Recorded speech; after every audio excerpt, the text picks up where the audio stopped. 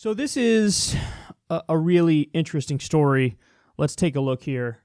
Medicaid's popularity put to test in 4 red states. So this is in the Hill. They say, voters in 4 red states will decide Tuesday whether to expand Medicaid to thousands of low-income adults, potentially circumventing GOP legislators who for years have blocked one of Obamacare's key provisions. Ballot initiatives in Idaho, Montana, Nebraska, and Utah aim to bring those states in line with the 32 that have already embraced the Medicaid expansion. Winning margins on Election Day would also increase the odds for similar ballot campaigns in the other 14 states where policymakers, often Republicans, have rejected expansion. If Medicaid expansion wins in these states, it can win anywhere, said John Schleifer, executive director of the Fairness Project, a Washington-based advocacy group backed by the SEIU, United Healthcare Workers West, that has spent millions of dollars supporting expansion. The ballot measures would expand Medicaid eligibility to those making 138% of the federal poverty level, which is about $17,000 for an individual and $25,000 for a family of 4. In all, 325,000 people would become eligible for Medicaid if voters approve the initiatives in Idaho, Utah, and Nebraska. Now, by the way, this is one of the reasons why it's so important that you vote. I'm a big voter. I always go out and vote. And even when I don't like my potential options, I go out and vote because there's always something on the ballot that is important. You know, New York doesn't have many ballot initiatives. They do every now and then.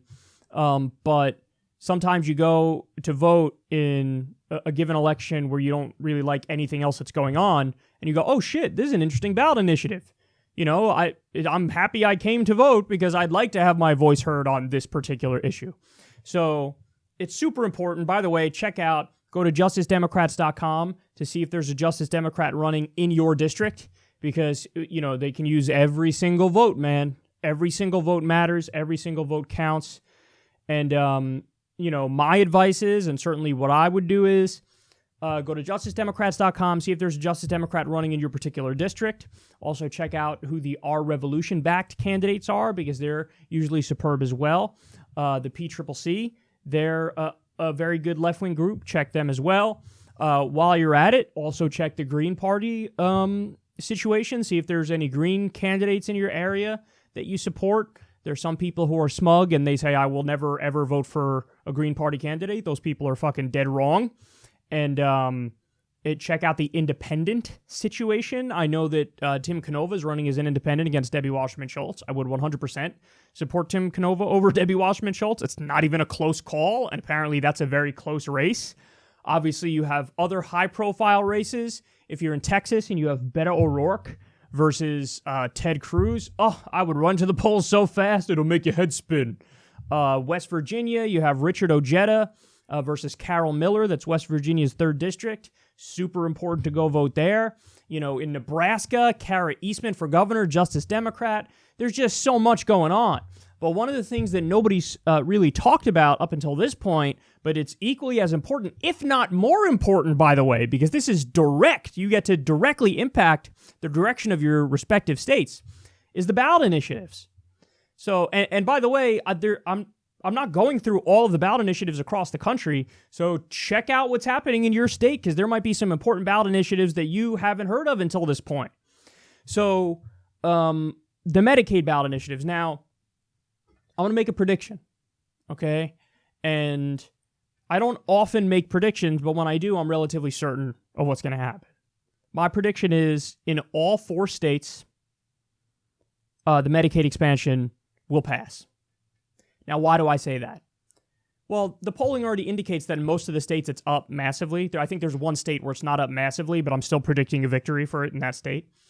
But the reality is, whenever you give people an option, and it's direct democracy to determine whether or not a specific policy proposal should become law, and it's a left policy proposal, the people almost always agree to the left agenda. Now, the only times where that doesn't happen, it is because there's an overwhelming, colossal amount of money on the right-wing side to try to defeat the measure. So I think that happened one time in Florida with medical marijuana, but that's because there was a giant, a billionaire-backed campaign to try to defeat it, and they ran commercials that were super misleading, where they basically tried to convince people that voting a certain way is to be pro-marijuana, but really the way that they were telling people to vote was anti-marijuana. So they knew they couldn't win on the merits, so they confused people into thinking that voting against the proposition is good for marijuana and it would be pro-marijuana, but it wasn't the case.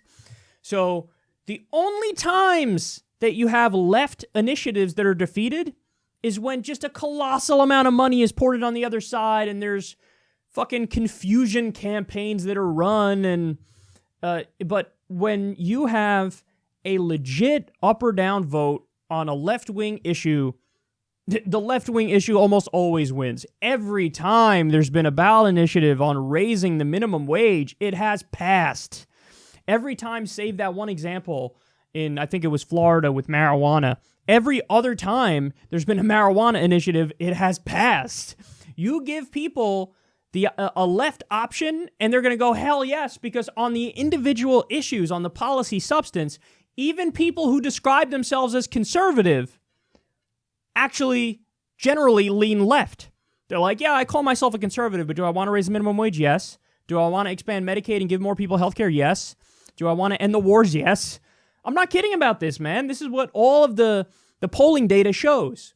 So my prediction is that in all four of these states, the Medicaid expansion will be passed, which is wonderful, because since Republican governors have blocked the Medicaid expansion in certain states where they control the legislature and they're the governors, literally people have died as a result of this. There was a Harvard study, I forget the exact number, but it was thousands. It may have been 10,000 people who died because of the rejection of the Medicaid expansion. And by the way, it was on purely partisan grounds.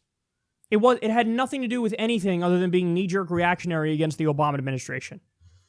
Again, not kidding about that, and it's mind-boggling, but it's the truth. Because under the Medicaid expansion, it's something like 80 or 90% of the bill is picked up by the federal government. So the state doesn't even have to worry about like, oh shit, we got to find a way to raise revenue and we don't think we could do that. No, under the Medicaid expansion, the federal government picks up a giant percentage of it. And they said no because they didn't want to give a Democrat a win. They didn't want to do it. And as a direct result of that, thousands of people died. So now when you go right to the people and ask them on these on a direct ballot initiative, we're going to see what they say. And by the way, this is one of the reasons why I'm massively in favor of a modified direct democracy system. I think that we should have a constitution, and the constitution should make up the issues that are off the table, that are not open to the democratic will of the majority. Like, in other words, in 1952, I'm sure there would have been a democratic vote where most people said, yeah, the South can keep segregation. Well, there was a problem with that because that violates people's rights. That violates the rights of minority communities. So certain issues should be off the table. And that's what your rights are. That's what a constitution would lay out. But outside of that, yeah, we should have some issues open to direct democracy. I love these ballot initiatives, but I'd love to see it at a federal level. I'd love to see a thing. I know you guys have heard me talk about this before, but imagine a situation where every year or every 2 years, we all go to the polls and we vote on the 5 biggest issues, or maybe 10 biggest issues, where you say, okay, should we end the Iraq war? Let's do a direct up or down vote. People are going to say, let's get the fuck out of there. Should we have a living wage? Direct up or down vote. Should we legalize recreational marijuana? Direct up or down vote. So if we had a modified version of a direct democracy, this country would already be significantly further left. We'd already be a thriving social democracy akin to, say, a Swedish system. So, listen, this is one of the bright spots even in a dark era, because even in the last election, if I'm not mistaken, even when Trump won and the Republicans won, many of the direct ballot initiatives that were left initiatives ended up winning. Because again, when you give people a direct option on specific policy issues, they're going to go, oh, I like the left-wing direction is better. So we're going to see what's going to happen, but my prediction is the Medicaid expansion will be approved in all 4 states. And if it's not, hey, I'll come out here and say I was wrong.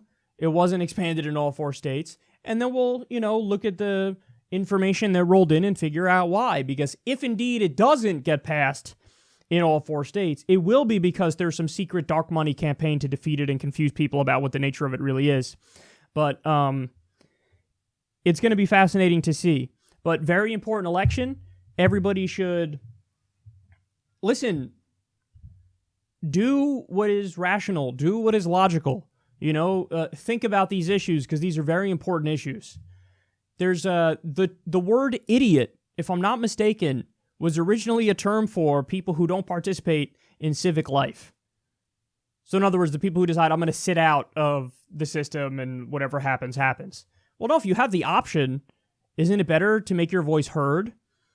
And again, even if you're cynical about the state of our politics in terms of our politicians, hey, I totally understand that. But just know that the direct ballot initiatives, there's no excuse. Listen, it's my opinion that you have no excuse when there's a Justice Democrat on the ballot, because all of us wanted uncorrupted populist left candidates. Well, now we get uncorrupted populist left candidates in many places all around the country, so why would you sit around? You should go vote for them. But there's really no excuse for the direct ballot initiatives. Because that is like you are, directly impacting exactly what can happen in your state. So you really do have a voice. That really does matter. So again, that's my advice.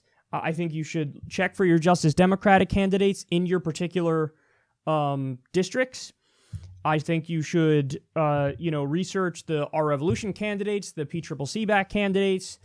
If you see none of those people, see what's going on with the Green Party. If you don't see anything going on there, see what's going on with independents in your particular district in your respective states. And then outside of that, definitely check your ballot initiatives because all of this stuff is so important.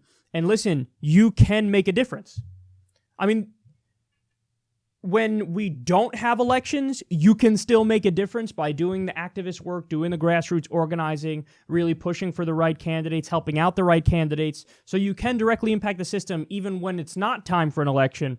But during an election, yeah, you really are going to have a giant impact, and it's super important. And again, even if you're cynical about the particular politicians in your area, take a look at the direct ballot initiatives because there's no excuse to miss out on those.